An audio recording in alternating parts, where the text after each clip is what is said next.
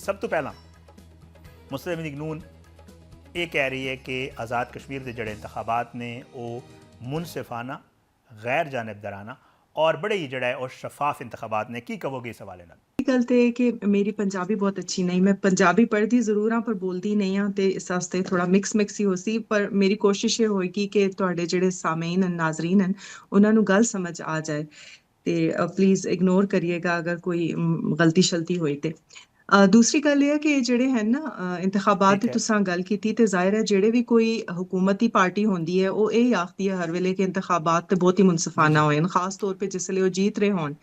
ते क्योंकि जेह्ड़े आज़ाद कश्मीर दे इलैक्शनस न उन्हां विच बहुत भारी तादाद विच उन्हां दियां सीटां आ गईयां नून लीग दियां, ते जाहिर है उन्हां आस्ते ते सही। इलैक्शन बिल्कुल मुनसिफाना होए न। पीपल्स पार्टी दियां क्योंकि ओह् सीटां नहीं आ सकियां, उन्हां नूं जिन्हां दी उम्मीद भी सी ओह् भी थोड़ा उस तो भी घट्ट न। इस आस्ते उन्हां दी तरफों इक धांधली दे मुसलसल इल्जामात न। असल विच पूरे तौर पर शफाफ ते कोई होंदे नहीं इलैक्शन, जाहिर है तुसानूं पता है कि जेह्ड़े मुख्तलिफ पार्टियां जेह्ड़ियां इलैक्शन लड़ रहियां होंदियां न ओह् भी बेजाबतियां वगैरह ते होंदियां रहिंदियां न ते लोग गिले शिकवे भी करदे रहिंदे न। ठीक है। खास मसला इस दफा ते बाइकाट दा सी, एह् मसला नहीं हैगा सी कि इलैक्शंस मुनसिफाना जी जी होसन नहीं होसन, कितने वोट जाली पासन। कोई बहुत बड़ी बेजाबतगी कोई नहीं है, छोटियां मोटियां गल्लां ते लगियां रहिंदियां न। सही। नाला साहब ये दसो कि चार जेह्ड़े अज जेह्ड़े इंतखाबात होए ने एह्दे विच दस्सेआ जा रहा है कि 3 वज़ीर आज़म, 2 साबिक और फैसल राठौर साहब की गल कर रहे हैं, तनवीर इलियास साहब और सरदार अतीक साहब की, कह रहे हैं कि उन्होंने एक तो अपने हल्के ने, मज़े की गल है सरदार अतीक साहब की अगर गल की जाए, फैसल राठौर साहब के हवाले नाल दस्सेआ जा रहा है। किस तरह वेख रहे हो इंटरस्टिंग जिहड़ा इन्हां दा आपस विच मुकाबला होया, ये किस तरह तुहानूं नज़र आ रहा है, पोजीशन किहदी बेहतर सी और किहड़े वो सीटां ने जिन्हां दे उत्ते तुहानूं लग रहा है कि इस दफ़ा जिहड़ा है वो नतीजा थोड़ा मुख्तलिफ नज़र आएगा? ਜਿਹੜਾ ਤੀਸਰਾ ਫੇਜ਼ ਹੈ ਇਹ ਇਸ ਤੇ ਵੀ ओरिजिनल ਤੇ 11 ਸੀਟਾਂ ਹੈਸਨ, ਲੇਕਿਨ ਹਾਲਾਤ ਦੀ ਵਜ੍ਹਾ ਤੋਂ 7 ਜਿਹੜੀਆਂ ਸੀਟਾਂ ਹਨ ਉਹਨਾਂ ਤੇ ਇਲੈਕਸ਼ਨ ਨਹੀਂ ਹੋ ਰਹੇ ਤੇ 4 ਸੀਟਾਂ ਤੇ ਇਲੈਕਸ਼ਨ ਹੋ ਰਹੇ ਹਨ। ਤੇ ਜਿਹੜੇ ਤਨਵੀਰ ਇਲਿਆਸ ਸਾਹਿਬ ਵਾਲੀਆਂ ਸੀਟਾਂ ਹਨ ਉਹਨਾਂ ਤੇ ਇਲੈਕਸ਼ਨ ਫਿਲਹਾਲ ਨਹੀਂ ਹੋ ਰਹੇ, ਉਹ ਮੁਲਤਵੀ ਹੋ ਗਏ ਨੇ, ਉਹ ਚੌਥੇ ਮਰਹਲੇ ਵਿੱਚ ਕਿਸੇ ਵੇਲੇ ਹੋ ਸਨ। ਤੇ ਫਿਲਹਾਲ ਜਿਹੜੀ ਸੂਰਤ ਹਾਲ ਹੈ ठीक ਉਹ है। ਸਰਦਾਰ ਅਤੀਕ ਸਾਹਿਬ ਬਾਗ ਤੋਂ ਇੱਕ ਹਲਕਾ ਜਿਹੜਾ ਉਹਨਾਂ ਦਾ ਆਪਣਾ ਆਬਾਈ ਹਲਕਾ ਹੈ ਉਥਾਂ ਤੋਂ ਇਲੈਕਸ਼ਨ ਲੜ ਰਹੇ ਹਨ, ਔਰ ਫੈਸਲ जी जी ਰਾਠੌਰ ਸਾਹਿਬ ਇਸ ਤਰ੍ਹਾਂ ਹਵੇਲੀ ਤੋਂ ਆਪਣਾ ਉਹਨਾਂ ਦਾ ਵੀ ਜਿਹੜਾ ਆਬਾਈ ਹਲਕਾ ਹੈ ਤੇ ਉਧਰੋਂ ਇਲੈਕਸ਼ਨ ਲੜ ਰਹੇ ਹਨ। सूरत हाल यह है कि फैसल राठौर साहब और तारिक सईद साहब दो बहुत करीबी अलाए सही। हमेशा रहे और एक दूजे की मदद करके ते इलैक्शन लड़ते रहे, कदे एक वारी एक ते दूजी वारी दूआ। ते इस वेले उन्हां दोवां दे दरमियान तालुकात खराब होए दे हन ते लिहाजा ओह एक दूए दे मुखालिफ इलैक्शन लड़ रहे हैं। जेह्ड़े लोग असां दे जानने आह्ले या जेह्ड़ा इसदा तज्जिया है मुख्तलिफ लोगां नाल गलबात करके ओह एह् दसदे न कि फैसल राठौर साहब जेह्ड़े इस वेले वजीर आज़म न उन्हां दे थोड़े हालात इतने सही नहीं लगदे। असल ठीक है। मुकाबला होएगा जेह्ड़े पाकिस्तान मुस्लिम लीग नून दा एक नवां बंदा है मोहसिन अजीज उन्हां दा ते तारिक जी सईद जी साहब जेह्ड़े इन्हां फैसल राठौर साहब दे काफी करीबी हलीफ हसन और दोस्त हसन, इन्हां दा आपस च ज्यादा मुकाबला है। लेकिन सही। लोगों का पता फिर नहीं होंदा इलैक्शन ओह क्योंकि साबिक वजीर आजम रहे न, इस वास्ते उन्हां दे वोट पै सकदे न, पर असदा तज्जिया एह् है कि नहीं ओह तीसरे नंबर पे न इस वेले और ओह मुकाबले च शामिल नहीं हैं। सरदार अतीक साहब दी जेह्ड़ी गल है ते ओह ज़ाहिर है मुस्लिम कॉन्फ्रेंस दे सदर जी भी हैं, एक साबिक वजीर आजम दी उन्हां दी हैसियत नहीं है बल्कि ओह कश्मीर दे हवाले नाल एक बहुत बड़ा खानदान हैगा ते उन्हां दी होर हैसियत है एक। सही। मुस्लिम कॉन्फ्रेंस एक वेले ते स्वादे आजम रही आजाद कश्मीर विच, इस वेले ते मुकाबले विच ही नहीं, इस वेले ते मुकाबला है ही पाकिस्तान मुस्लिम लीग नून दी जेह्ड़ी आजाद कश्मीर ब्रांच है और पाकिस्तान ठीक पीपल्स है। पार्टी दी जेह्ड़ी आजाद कश्मीर ब्रांच है उन्हां दा मुकाबला है आपस विच। ते फिलहाल होर किसी पार्टी ते सीट कोई निकाली ही नहीं। लेकिन इस वेले सरदार अतीक साहब जेह्ड़े हैं उन्हां दी पोजीशन बड़ी ठीक ठाक है, उन्हां दे रवायती जेह्ड़े हलका है ओह मजबूत है।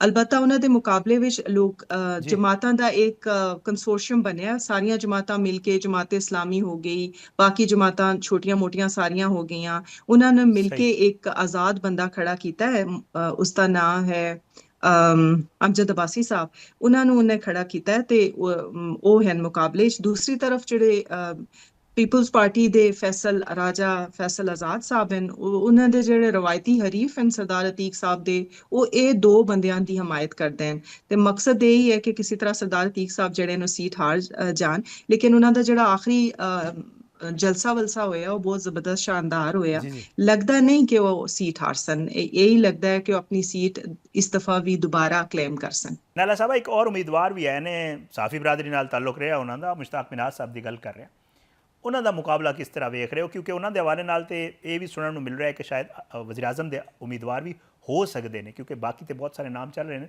ਲੇਕਿਨ ਨਾਲ ਨਾਲ ਮੁਸ਼ਤਾਕ ਮਿਨਾਜ਼ ਸਾਹਿਬ ਦਾ ਨਾਮ ਵੀ ਚੱਲ ਰਿਹਾ। ਤੇ ਇਹ ਦੱਸੋ ਕਿ ਉਹਨਾਂ ਦੇ ਹਲਕੇ ਦੇ ਵਿੱਚ ਕੀ ਪੋਜੀਸ਼ਨ ਤੁਹਾਨੂੰ ਨਜ਼ਰ ਆਈ ਹੈ ਔਰ ਲੱਗ ਕੇ ਰਹੇ? ਜੇ ਮੁਸ਼ਤਾਕ ਮਿਨਾਜ਼ ਸਾਹਿਬ ਬਿਲਕੁਲ ਉਹਨਾਂ ਸੀਟਾਂ 'ਚ ਹਨ, ਬਾਅਦ ਦੀਆਂ ਸੀਟਾਂ ਜਿਹੜੀਆਂ 3 ਜਨਾਂ ਤੇ ਮੁਕਾਬਲਾ ਜਾਰੀ ਹੈ। ਇਹਨਾਂ ਦੀ ਪੋਜੀਸ਼ਨ ਵੀ ਪਹਿਲੇ ਤਾਂ ਬਹੁਤ ਅੱਛੀ ਨਹੀਂ ਸੀ, ਲੇਕਿਨ ਹੁਣ ਇਸ ਤਰ੍ਹਾਂ ਦੀ ਸੂਰਤ ਹੈ ਕਿ ਮੁਕਾਮੀ ਜਿਹੜੇ ਮੁਸਲਿਮ ਕਾਨਫਰੰਸ ਦੇ ਇਧਰ, ਇਹ ਮੁਸਲਿਮ ਕਾਨਫਰੰਸ ਦਾ ਜਿਹੜਾ ਹਲਕਾ ਹੈ ਪੁੰਛ 'ਚ ਮਜ਼ਬੂਤ ਹੈ, ਤੇ ਇਹਨਾਂ ਦਾ ਜਿਹੜਾ ਮੁਕਾਮੀ ਜਿਹੜੇ ਕੈਂਡੀਡੇਟਸ ਹਨ ਠੀਕ ਹੈ। ਉਹ ਕਿਉਂਕਿ ਬੈਠ ਕੇ ਮੁਸ਼ਤਾਕ ਮਿਨਾਜ਼ ਸਾਹਿਬ ਦੀ ਹਮਾਇਤ ਵਿੱਚ, ਤੇ ਇਹਨਾਂ ਦੀ ਪੋਜੀਸ਼ਨ ਬਿਹਤਰ ਹੋ ਗਈ ਹੈ। ਇਹਨਾਂ ਦੇ ਮੁਕਾਬਲੇ ਵਿੱਚ ਕਰਨਲ ਮੁਹੰਮਦ ਖਾਨ ਸਾਹਿਬ, ਉਹ ਜਿਹੜੀ ਤਨਵੀਰ ਇਲਿਆਸ ਸਾਹਿਬ ਵਾਲੀ ਤਹਿਰੀਕ ਇਸਤਿਕਾਮ ਪਾਕਿਸਤਾਨ ਉਸ ਤੇ ਕੈਂਡੀਡੇਟ ਹਨ, ਉਹ ਕਾਫੀ ਸਖਤ ਮੁਕਾਬਲਾ ਦੇ ਸਨ ਇਹਨਾਂ ਨੂੰ। ਦੂਸਰੀ ਤਰਫ ਜਿਹੜੇ ਕਮਰ ਜ਼ਮਾਨ ਸਾਹਿਬ ਬਹੁਤ ਬੜੀ ਮਾਰੂਫ ਸ਼ਖਸੀਅਤ ਹਨ ਬਾਗ ਦੀ, ਉਹਨਾਂ ਦੇ ਜਿਹੜੇ ਸਾਹਿਬਜ਼ਾਦੇ ਨੇ ਉਹ ਇਲੈਕਸ਼ਨ ਲੜਦੇ ਹਨ ਇਸ ਸੀਟ ਤੋਂ, ਲੇਕਿਨ ਅਮੂਮੀ ਤੌਰ ਪਰ ਉਹ ਬਹੁਤ ਮਜ਼ਬੂਤ ਉਹਨਾਂ ਦੀ ਵੀ ਹੁੰਦੀ ਹੈ ਸਿਚੁਏਸ਼ਨ। ਇਸ ਦਫਾ ਪੀਪਲਜ਼ ਪਾਰਟੀ ਦੀ ਸਿਚੁਏਸ਼ਨ ਉਧਰ ਬਹੁਤ ਮਜ਼ਬੂਤ ਨਹੀਂ, ਤੇ ਬੇਸਿਕ ਮੁਕਾਬਲਾ ਜਿਹੜਾ ਹੈ ਉਹ ਕਰਨਲ ਮੁਹੰਮਦ ਸਾਹਿਬ ਔਰ ਮੁਸ਼ਤਾਕ ਮਿਨਾਜ਼ ਸਾਹਿਬ ਦੇ ਦਰਮਿਆਨ ਹੋਏਗਾ। ਤੇ ਕਹਿ ਨਹੀਂ ਸਕਦੇ ਆ ਕਿ ਕਿਹੜੀ ਪਾਰਟੀ ਜੀਤੇਗੀ, ਕਿਉਂਕਿ ਦੋਨੇ ਜਿਹੜੀਆਂ ਪਾਰਟੀਆਂ ਨੇ ਉਹ ਕਾਫੀ ਮਜ਼ਬੂਤ ਹਨ ਇਸ ਹਲਕੇ ਵਿੱਚ। ਅਲਬੱਤਾ ਇਹ ਗੱਲ ਬਿਲਕੁਲ ਦਰੁਸਤ ਹੈ ਕਿ ਜਿਹੜੇ ਮੁਸ਼ਤਾਕ ਮਿਨਾਜ਼ ਸਾਹਿਬ ਹਨ, ਕਿਉਂਕਿ ਕਾਫੀ ਕਰੀਬੀ ਸਮਝੇ ਜਾਂਦੇ ਨੇ ਸ਼ਰੀਫ ਫੈਮਿਲੀ ਦੇ, ਤੇ ਇਹ ਗੱਲ ਹਵਾ ਵਿੱਚ ਹੈ, ਸਰਕੂਲੇਟ ਕਰਦੀ ਹੈ ਕਿ ਅਗਰ ਉਹ ਇਲੈਕਸ਼ਨ ਇਧਰੋਂ ਜੀਤ ਜਾਣ ਤੇ ਉਹ ਕੈਂਡੀਡੇਟ ਹੋ ਸਕਦੇ ਹਨ ਵਜ਼ਾਰਤ ਉਜ਼ਮਾ ਦੇ। ਲੇਕਿਨ ਇਸੇ ਤਰ੍ਹਾਂ ਇੱਕ ਹੋਰ ਬਹੁਤ ਕਰੀਬੀ ਜਿਹੜੇ ਖੁਰਮ ਦਸਤਗੀਰ ਸਾਹਿਬ ਦੇ ਬਹੁਤ ਕਰੀਬੀ ਆਦਮੀ ਹਸਨ ਨਜੀਬ ਨਕੀ ਸਾਹਿਬ ਪੁੰਛ ਤੋਂ, ਉਹ ਵੀ ਬਹੁਤ ਬੜੇ ਉਮੀਦਵਾਰ ਸਨ ਕਿ ਮੁਸਲਿਮ ਇਹ ਜਿਹੜੀ ਅਗਰ ਮੁਸਲਿਮ ਲੀਗ ਨੂਨ ਦੀ ਹੁਕੂਮਤ ਬਣਦੀ ਹੈ ਤੇ ਉਹ ਵੀ ਬਣ ਸਨ, ਵਜ਼ੀਰ ਆਜ਼ਮ ਦੇ ਉਮੀਦਵਾਰ ਸਨ, ਲੇਕਿਨ ਉਧਰ ਇਲੈਕਸ਼ਨ ਹੀ ਨਹੀਂ ਹੋ ਰਹੇ। ਤੇ ਮੋਸਟ ਪ੍ਰੋਬੇਬਲੀ ਇਸ ਤੋਂ ਪਹਿਲਾਂ ਹੀ ਕਹਿ ਰਹੇ ਹਨ ਕਿ ਹਾਲਾਤ ਇਲੈਕਸ਼ਨ ਔਰ ਸਾਰਾ ਕੁਝ ਹੋ ਜੁਲ ਸੀ, ਔਰ ਲਿਹਾਜ਼ਾ ਉਹਨਾਂ ਦੀ ਪੋਜੀਸ਼ਨ ਨਜ਼ਰ ਨਹੀਂ ਆਉਂਦੀ ਕਿ ਇਲੈਕਸ਼ਨ ਹੋ ਸਨ ਵੀ ਜਾਂ ਨਹੀਂ ਹੋ ਸਨ, ਕਿ ਸੂਰਤ ਹੋ ਸੀ।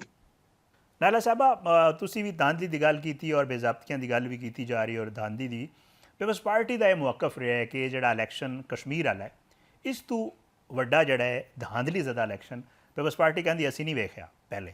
ਤੇ ਕੀ ਕਹੋਗੇ? ਇੱਕ ਤੇ ਪਾਸੇ ਇਲਜ਼ਾਮਾਤ ਨੇ ਜਿਹੜੀ ਇਹ ਇੱਕ ਦੂਜੇ ਦੇ ਖਿਲਾਫ ਲਫ਼ਜ਼ੀ ਗੋਰਾਬਾਰੀ ਹੈ ਮੁਸਲਿਮ ਲੀਗ ਨੂਨ ਔਰ ਪਾਕਿਸਤਾਨ ਪੀਪਲਜ਼ ਪਾਰਟੀ ਦੀ, ਆਇਆ ਇੰਤਖਾਬਾਤ ਤੱਕ ਹੀ ਹੈ ਔਰ ਸਿਰਫ ਇੱਕ ਪੋਲੀਟੀਕਲ ਜਿਹਨੂੰ ਕਹਿੰਦੇ ਨੇ ਪੁਆਇੰਟ ਸਕੋਰਿੰਗ ਜਾਂ ਇੱਕ ਪੋਲੀਟੀਕਲ ਬਿਆਨੀਆ ਬਣਾਉਣ ਦੀ ਕੋਸ਼ਿਸ਼ ਹੈ, ਜਾਂ ਇਸ ਤੋਂ ਵੱਧ ਕੇ ਕੁਝ ਹੋਰ? ਔਰ ਵਾਕਈ ਕੋਈ ਧਾਂਦਲੀ ਦੀ ਐਸੀ ਕੋਈ ਉੱਥੇ ਸੂਰਤ ਹਾਲ ਰਹੀ ਹੈ ਕਸ਼ਮੀਰ ਦੇ ਇਲੈਕਸ਼ਨ ਵਿੱਚ? ਦੇਖੋ, ਇਲੈਕਸ਼ਨ ਪਾਕਿਸਤਾਨ ਵਿੱਚ ਬਹੁਤ ਮੁਨਸਫਾਨਾ ਤੇ ਮਤਲਬ ਕਦੇ ਵੀ ਨਹੀਂ ਹੁੰਦੇ ਨਾ, ਇਹ ਚੀਜ਼ਾਂ ਤੇ ਚਲਦੀਆਂ ਨੇ। ਪਾਕਿਸਤਾਨ ਦੇ ਇਲੈਕਸ਼ਨ ਹਨ, ਕਿਸੇ ਜਿਹੜੇ ਬਹੁਤ ਡਿਵੈਲਪਡ ਮੁਲਕ ਹਨ ਉਹਨਾਂ ਦੇ ਇਲੈਕਸ਼ਨਸ ਤੇ ਹੈ ਨੇ, ਥੋੜੇ ਬਹੁਤ ਤੇ ਚਲਦੀ ਰਹਿੰਦੀ ਹੈ ਗੱਲ। ਦੋਨੋਂ ਤਰਫੋਂ ਜਿਹੜੀਆਂ ਪਾਰਟੀਆਂ ਹੁੰਦੀਆਂ ਨੇ ਇਲਜ਼ਾਮਾਤ ਇੱਕ ਦੂਸਰੇ ਤੇ ਲਾਉਂਦੀਆਂ ਰਹਿੰਦੀਆਂ ਨੇ। ਕੋਈ ਇਸ ਤਰ੍ਹਾਂ ਦੀ ਬੜੀ ਇੰਜੀਨੀਅਰਿੰਗ ਜਾਂ ਬੜਾ ਕੋਈ ਜਿਹੜੀ ਇੱਕ ਬੜਾ ਕੋਈ ਪਲਾਟ ਹੋਏ, ਇਸ ਤਰ੍ਹਾਂ ਦੀ ਕੋਈ ਗੱਲ ਨਹੀਂ ਹੈਗੀ। ਲਿਹਾਜ਼ਾ ਬਿਲਕੁਲ ਕਿਸੇ ਪੋਲਿੰਗ ਸਟੇਸ਼ਨ ਤੇ ਕਦੇ ਇਹ ਵੀ ਤੇ ਉਹ ਵੀ, ਤੇ ਦੋਵਾਂ ਆਪਸ ਵਿੱਚ ਲੜਦੇ ਦੇ ਵੀ ਹਨ, ਤੇ ਧਾਂਦਲੀ ਵਾਂਦਲੀ ਦੀ ਹੋਦੀ ਰਹਿੰਦੀ ਹੈ। ਕਦੇ ਕਦੇ ਇਹ ਵੀ ਪਤਾ ਚੱਲਦਾ ਹੈ ਕਿ ਫਲਾਣੇ ਪੋਲਿੰਗ ਸਟੇਸ਼ਨ ਤੋਂ ਚੱਕ ਲੈਣੇ ਨਾ ਜਿਹੜੇ उसको क्या कहते हैं जो पोलिंग का जो बॉक्स होता है तो वो किसी ने उठा लिए हैं। इस तरह ਦੀਆਂ ਗੱਲਾਂ ਚਲਦੀਆਂ ਰਹਿੰਦੀਆਂ ਹਨ, ਜਾਂ ਫਿਰ ਇਹ ਕਿ ਫਾਇਰਿੰਗ ਹੋ ਗਈ, ਜਾਂ ਫਿਰ ਇਹ ਕਿ ਮਾਰਕੁੱਟ ਕੁਟਾਈ ਹੋ ਗਈ ਤੇ ਪੋਲਿੰਗ ਰੁਕ ਗਈ ਕੁਝ ਦੇਰ ਵਾਸਤੇ ਵਗੈਰਾ ਵਗੈਰਾ। ਲੇਕਿਨ ਕੋਈ ਬੜੀ ਗੱਲ ਨਹੀਂ, ਕੋਈ ਬੜੀ ਬੇਜ਼ਾਬਤਗੀ ਨਹੀਂ ਹੈਗੀ ਜਿਸ ਦੇ ਬਾਰੇ ਮਤਲਬ ਗੱਲ ਕਰਨ ਵਾਲੀ ਗੱਲ ਹੋਵੇ। ਇਸ ਤਰ੍ਹਾਂ ਦੀ ਕੋਈ ਗੱਲ ਨਹੀਂ ਹੈ। ਤੇ ਮੋਸਟ ਪ੍ਰੋਬੇਬਲੀ ਇਹੀ ਹੈ ਕਿ ਹੁਕੂਮਤ ਇਹਨਾਂ ਦੀ ਆਪਣੀ ਹੈ। ਪਾਕਿਸਤਾਨ ਆਜ਼ਾਦ ਕਸ਼ਮੀਰ ਦਾ ਸੈਟਅਪ ਥੋੜਾ ਮੁਖਤਲਿਫ ਹੈ ਨਾ, ਨਿਗਰਾਨ ਹੁਕੂਮਤ ਨਹੀਂ ਹੁੰਦੀ, ਬਲਕਿ ਜਿਹੜੀ ਹੁਕੂਮਤ ਪਿੱਛੇ ਹੁਕੂਮਤ ਕਰ ਰਹੀ ਸੀ ਉਹੀ ਇਲੈਕਸ਼ਨ ਕਰਾਉਂਦੇ ਹਨ, ਤੇ ਸਾਨੂੰ ਹੁਣ ਤੱਕ ਪਤਾ ਚੱਲ ਗਿਆ ਉਸੀ।